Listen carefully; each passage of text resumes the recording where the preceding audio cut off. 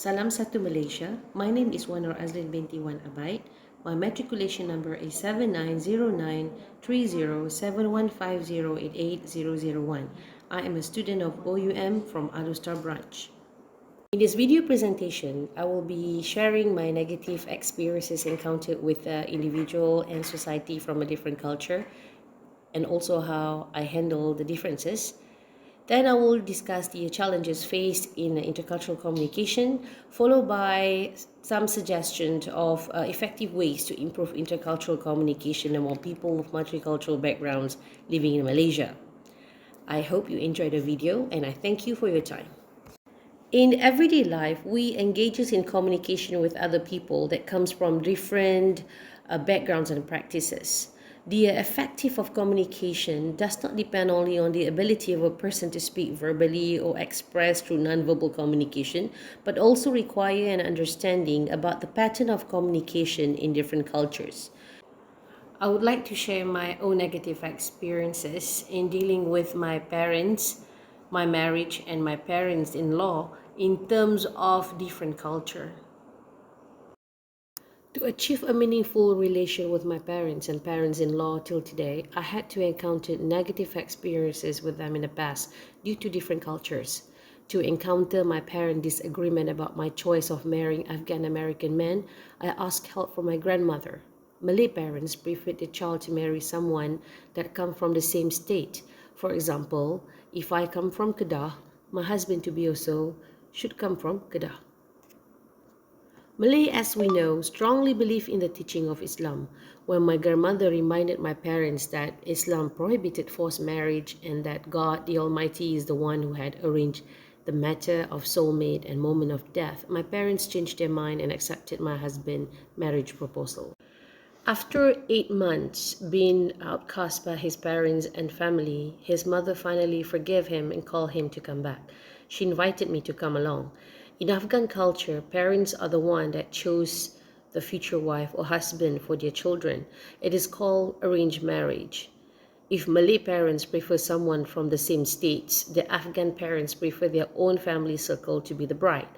My husband was engaged with his cousin since he was 9. Choosing me as his wife meaning he had to break the arrangements, which led to the outcast punishment. Islam considers disobedient child and hurting parents' feeling as great sins. Forgiveness can only be obtained from your parents in order to clean yourself from the sins. These are negative experiences that I encountered, and from these experiences I become more wiser. And it has always been the good deed or the values such as patience, kindness, humble, forgiving, tolerance, respectful, and following the guidance of religion are the best way to overcome cultural differences.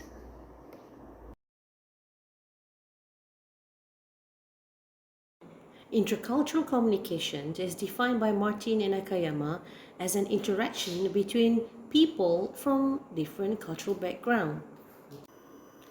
According to Baldrev and Dubrovskaya, challenges of intercultural communication arise in interactions between people from different social cultural backgrounds who speak the same or different language. Challenges of intercultural communication also takes place in the aspect of interpersonal challenges. Interpersonal communication is the process by which people exchange information, feelings, and meaning through verbal and nonverbal messages, and it happens face to face. Challenges of intercultural communication also takes place in the aspect of cultural challenges. According to Hall's framework, there are two contexts of cultural communication, the high and low context. High context cultures are those in which the rules of communication are primarily transmitted using contextual elements, such as body language, or person status, and tone of voice are not explicitly stated. The low context culture, in which information is communicated primarily through language and rules are explicitly spelled out.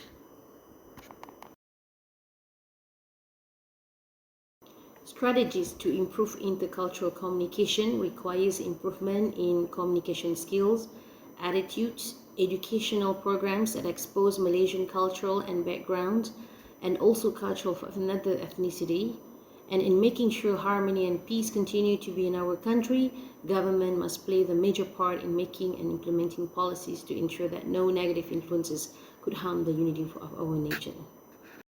And that will be the end of my video presentations. Thank you once again, and have a nice day.